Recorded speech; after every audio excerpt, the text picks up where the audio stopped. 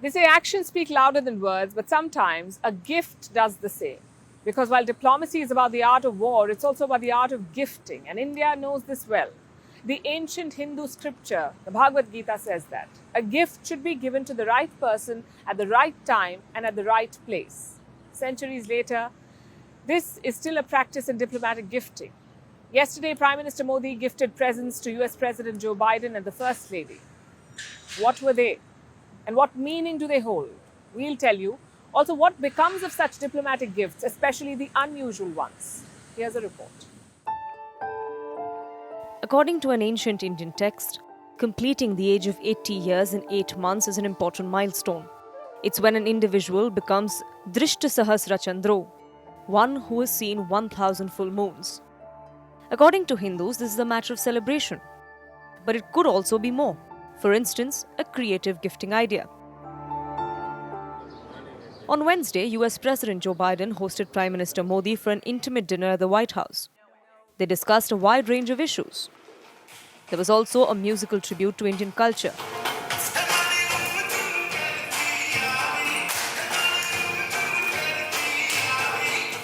But something else stole the show. We're talking about the gifts that were exchanged between Prime Minister Modi and the Bidens, and each of these presents hold a deep meaning. Prime Minister Modi gifted Joe Biden a Mysore sandal box to signify Drishta Sahas Chandro, the ritual we just told you about. The box contains the idol of Lord Ganesha, the deity invoked by Hindus to celebrate the beginning of auspicious occasions.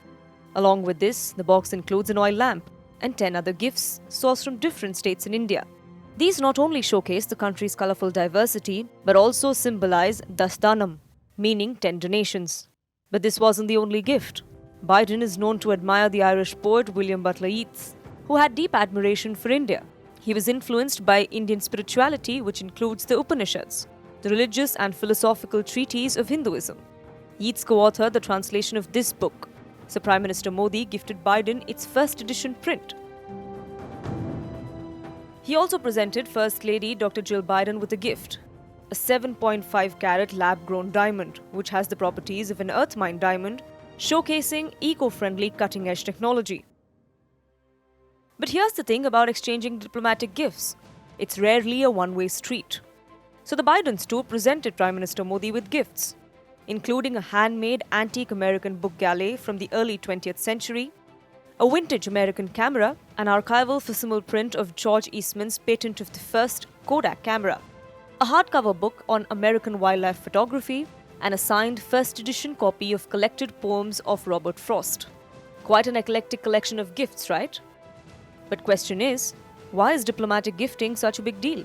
Because these gifts are so much more than pretty-looking objects. They are meant to welcome, honor, and cultivate diplomatic relations. They emphasize the workmanship of local businesses, the culture of a nation, and its historical craftsmanship, which is why so much thought went into Modi and Biden's gifts. But this tradition is not new by any means. The earliest record is traced to Egypt, where engraved stone vessels were given to Egypt's Hittite neighbors. Since then, this art of gifting has transformed and gotten more creative. In the 1950s, the Chinese government was known for its panda diplomacy, because they began sending their national animal, the pandas, to foreign governments. And if you think that's bizarre, there's more. In 2015, the Russian Foreign Minister Sergei Lavrov gave the US Secretary of State 2 baskets of potatoes and tomatoes. In 2021, the late Queen Elizabeth gave Biden the gift of herself.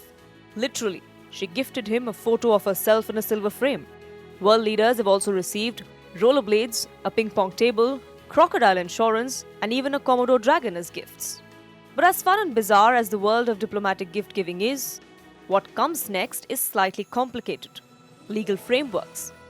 Different countries have different laws as to what happens to these gifts. They're highly regulated and you keep the gifts when you leave office. And there's trouble if you do. Like former Pakistani Prime Minister Imran Khan is finding out. Sometimes human errors have also been made with gifts.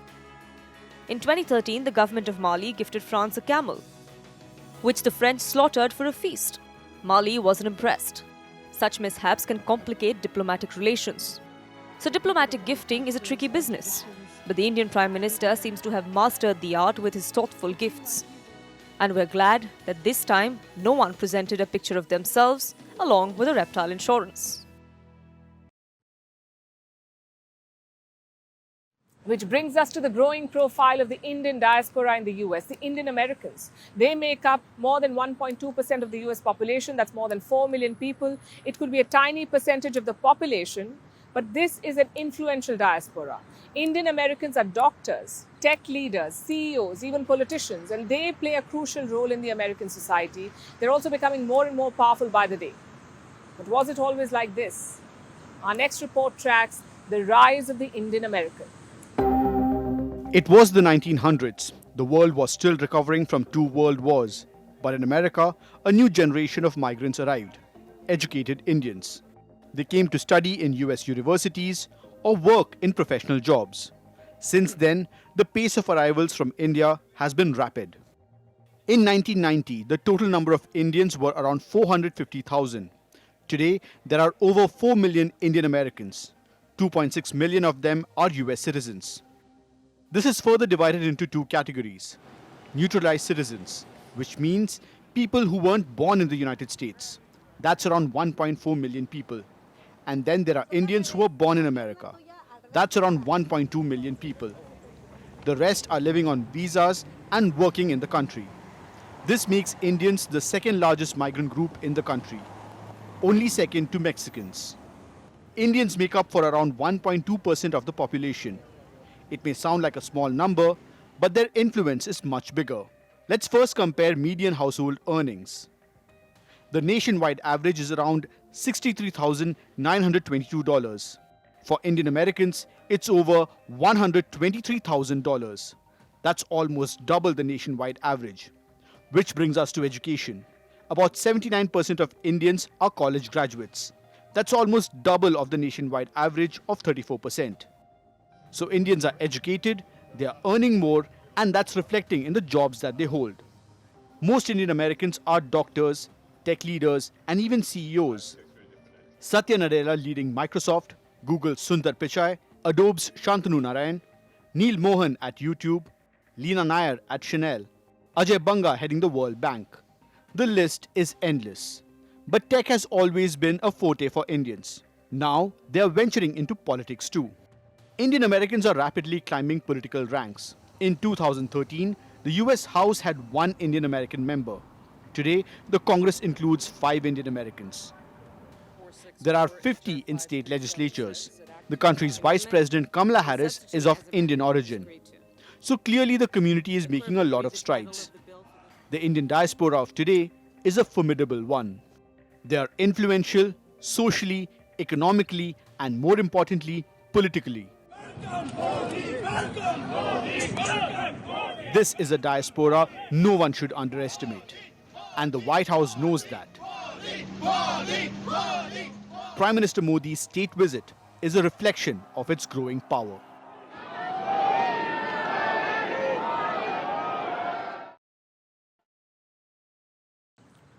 A lot of things influence foreign policy, like history, culture, even geography. But an equally important factor is personality. You see, policy is driven by individuals. If someone likes you, they will help you. If they don't, they will make your life harder. So let's look at Joe Biden, the President of the United States. What are his personal opinions and what is his track record on India? Well, Biden, as you know, is an old hand in American politics. He was the US Senator from 1972 to 2008. He was Vice President from 2009 to 2016 and President since the year 2021. So simply put, Biden has been around for a long, long time. In his Senate days, he was closely linked to foreign policy. In fact, he served as chairman of the Foreign Relations Committee. He saw India-US relations evolve up close. And did he approve of it? Well, from most accounts, yes, he did. In the year 2001, Joe Biden wrote a letter to then President George Bush. What did he want? Well, he asked Bush to drop all sanctions on India. Remember, these sanctions had been imposed after India's nuclear test in 1998. Joe Biden wanted these sanctions against India to be dropped. He was also soft on New Delhi after the nuclear tests. In 1998, most senators wanted harsh sanctions. Well, to be honest, Biden also opposed the nuclear tests, but his solution was not sanctions.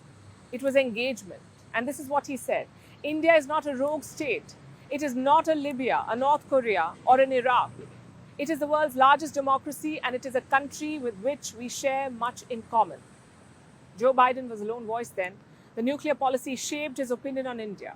He had another chance in the year 2008. India and the US were negotiating the nuclear deal in that year. And Biden, as a senator, came to India. He was in full support of the deal struck by George Bush. He also voted for it in the Senate. But some of his contemporaries did not, like Bernie Sanders. He was Biden's Democratic rival in 2019. He was one of the 75 lawmakers who now want Biden to lecture Modi. Then came the vice presidency of Joe Biden. He visited India again in the year 2013 as vice president of the US, and he made a trade pitch that has now become a realistic assessment. It was in 2013. Back then, India-US trade was about $100 billion, and Joe Biden wanted it to be $500 billion. The Indian government is also targeting the same now, but Biden talked about it 10 years back. During his presidential campaign, Biden talked about a special bond between India and America, and by and large, his record has been positive. More engagement, more trade, and most importantly, more trust. Under Biden, India became part of the I2U2. This is a West Asian group with 4 members, India, Israel, I2, and the UAE and the US, that's U2. Now we are hearing about jet engines. If Biden clears this deal, it would be a landmark event, almost on par with the nuclear deal, we say. Then you have semiconductors. India and the US signed an agreement to boost innovation in chip making. Both these things are strategically high value, jet engines and chips. Also the Indo-Pacific. Under Joe Biden, the Quad was elevated to heads of state level. The first summit was held in 2021. The latest meeting was in Japan on the sidelines of the G7. I know it may sound like Biden is the perfect partner for India, but remember, there is self-interest here. If Biden is helping India, it's because he's getting something in return, a lot in return, in fact. A valuable partner in the Indo-Pacific, a military and economic power. Biden's India policy is rooted in 2 things. One is realism. The other, you could say, is inheritance. You see, Biden has inherited a pro-India policy. From Clinton to Trump, every president has done their part. Clinton was the first US president to visit India since 1978. George Bush struck the nuclear deal. Obama came for the Republic Day parade. And Trump elevated the relations to comprehensive global strategic partnership. Now it is Joe Biden's turn. He needs to put political capital behind this relationship, but there are challenges too. There always are. Biden keeps talking about human rights in foreign policy. And to be fair, he's not said anything to India or about India, but some in his party want him to. And if he does, well, he risks a lot. For starters, the public opinion back home in India could change. After all, no one likes to be lectured to, especially by an imperfect democracy like the United States of America. So the key for Joe Biden is sticking to pragmatism, to treat India as an equal partner. And now to Pakistan and its latest move. This is about Holi, the festival of colours. It's a Hindu festival, but it's celebrated with fervour across the Indian subcontinent. Now, Pakistan has a problem with it.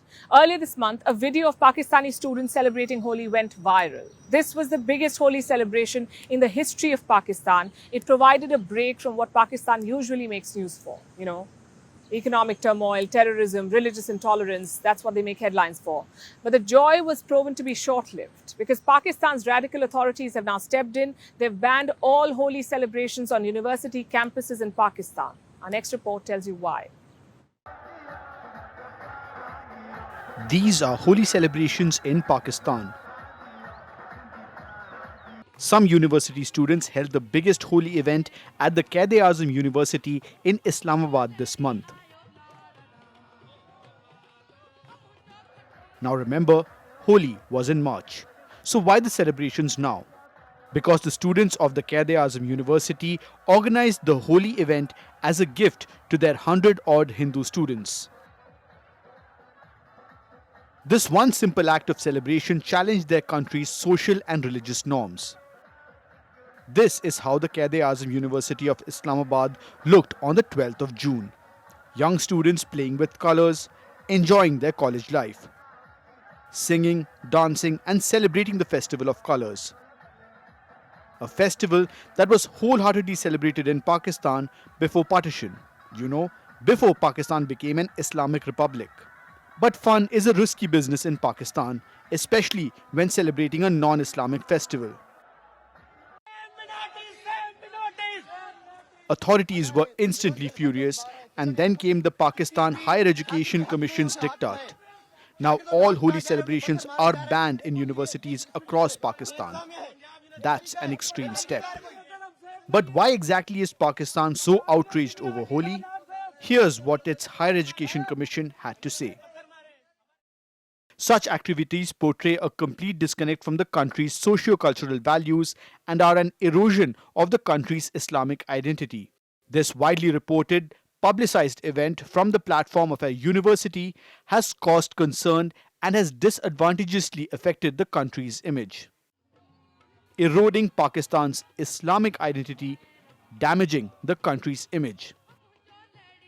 That's what a bunch of young students playing with colors are being accused of. The fact is, for Pakistan, its Muslim students enjoying a Hindu festival like Holi is an affront to its ideology. It shows how intolerant Pakistan has become. But this is how it operates. Call it a de facto state if you may. Hatred for non-Islamic culture is so deeply ingrained in the Pakistani psyche that anybody challenging it is deeply disconcerting.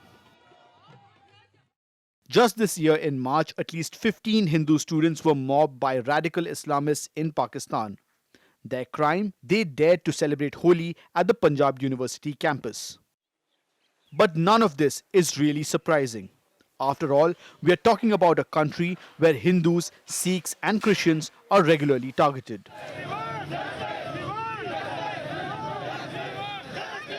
The space for minorities is shrinking day by day. If an innocuous festival threatens the very idea and ideology of an entire nation, then maybe it's time for Pakistan to look within its fragile state. And finally, it's time for Vantage shots, images that tell the story. Starting with France, an explosion ripped through the streets of Paris. At least 37 people have been injured. Some are in critical condition. Local authorities say that it was a gas explosion. Meanwhile, clashes broke out between Druze Arabs and Israeli riot police in the Golan Heights. And SpaceX launched another batch of its Starlink satellites. We'll show you the launch. Finally, what makes the 22nd of June significant? Taking you back in history, on this day in 1941, Germany began the invasion of the Soviet Union. This happened just 2 days after the two sides signed a non-aggression treaty. The cooperation benefited both sides for some time, but the peace did not last. And so, Operation Barbarossa was launched. We're leaving you with this. Thanks for watching. We'll see you tomorrow. And the Nazis and communists, and the world was plunged into war. The Nazi rule of force has begun. Machines are matched against machines.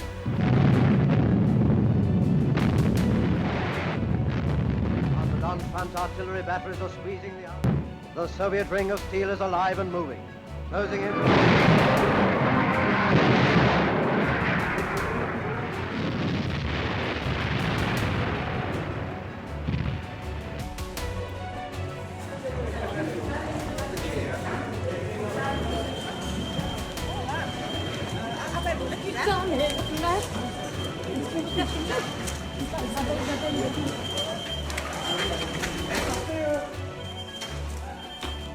Il n'y a pas de capacité fixe, il y a... Ouais, je sais pas.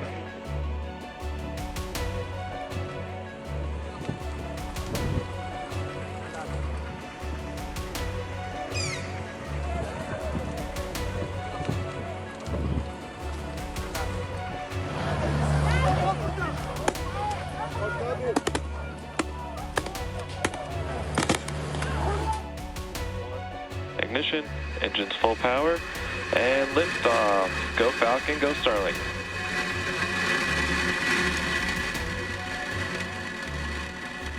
Vehicle is pitching downrange.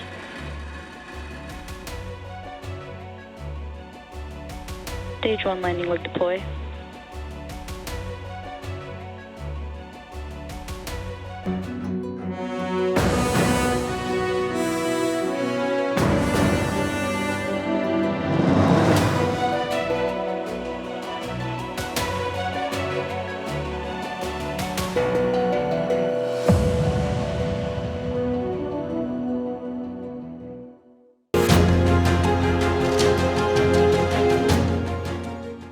The White House South Lawn, members of the Indian community have gathered here in large numbers.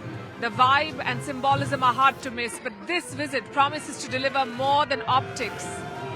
This is being called Prime Minister Modi's most substantial visit. What did it achieve? What does it mean for the India-US relationship and the changing world order? Catch all the updates and analysis with me, Palki Sharma, only on Firstpost.